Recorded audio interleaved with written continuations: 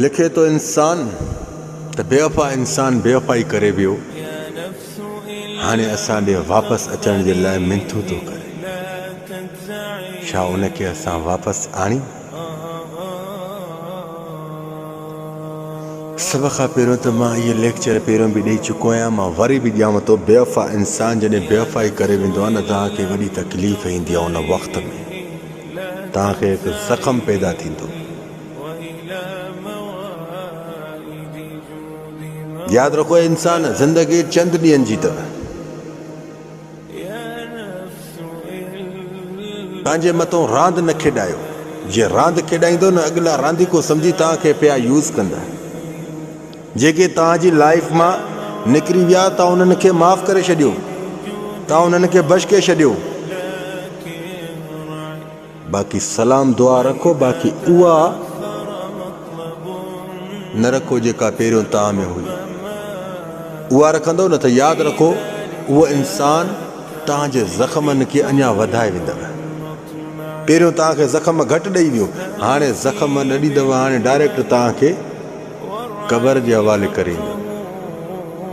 जेको वियो बेवफ़ाई करे त उनखे वापसि न आणियो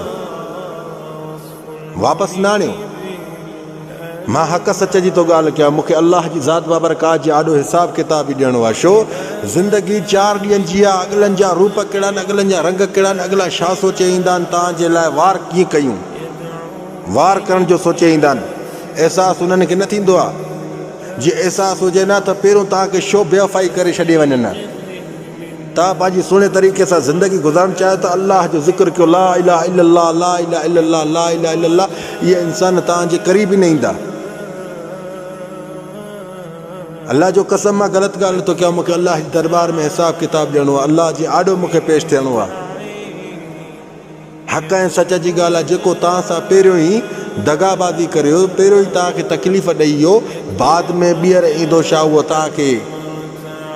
पहिरियों महीनो सवा महीनो इंसान पंहिंजा रंग ॾेखारींदो आहे मायूस थी वेंदो आहे सफ़ाई ॿिली जो बचिड़ो निकिरंदो आहे ईअं थी वेंदो आहे वरी जॾहिं उहो थोरो घुमण जहिड़ो थींदो आहे न त पोइ ईअं बाक़ाइदे ॿिली जो बचिड़ो न ॿिलो थी वेंदो आहे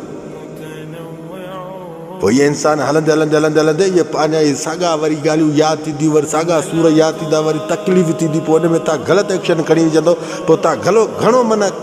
अहिड़ा अलाए केस घणा थिया आहिनि जेके वीचारा जेल में बि अंदरि पिया अथव तव्हां थोरो जाती बि पाए ॾिसंदा कयो न जेलनि में अंदरि वञी मां ग़लति ॻाल्हि कोन थो कयां तव्हांजी ज़िंदगी जे जीअण जी ॻाल्हि थो कयां मां जियो सुहिणे तरीक़े सां जियो जेके तव्हांजी लाइफ मां वञनि सो उन्हनि खे वापसि न आणियो जीअं वापसि आणियो था न त पोइ यादि रखो उन्हनि सां अहिड़ो तरीक़ो न हलो जेको पहिरियों हलंदा एतिरी ग़राब न कजो माफ़ु कयो न उन्हनि खे मां इहो कोन थो चवां त तव्हां माफ़ु बि न कयो माफ़ु कयो पर पंहिंजी लाइफ में न उहे माण्हू न आणियो जेके तव्हांखे पहिरियों ई तकलीफ़ ॾेई आहे तव्हांजे मथां ॾिस न जेको इंसान जी लाइफ मां निकिरंदो आहे उहे वॾे में वॾा एक्शन कहिड़ा यूज़ कंदो आहे ख़बर अथव तव्हांखे घणो ग़लति कंदो आहे तव्हां में उहे आदतियूं हूंदी बि न तव्हांखे घणो बदनाम बि कंदो आहे हाणे उहो वरी तव्हांजे मुंहं में अची लॻे त पोइ तव्हांजी रही खई बि इज़त तबाह कंदो छॾे ॾियोसि अॻिते हलो जज़ाकल्ला ख़ैर मां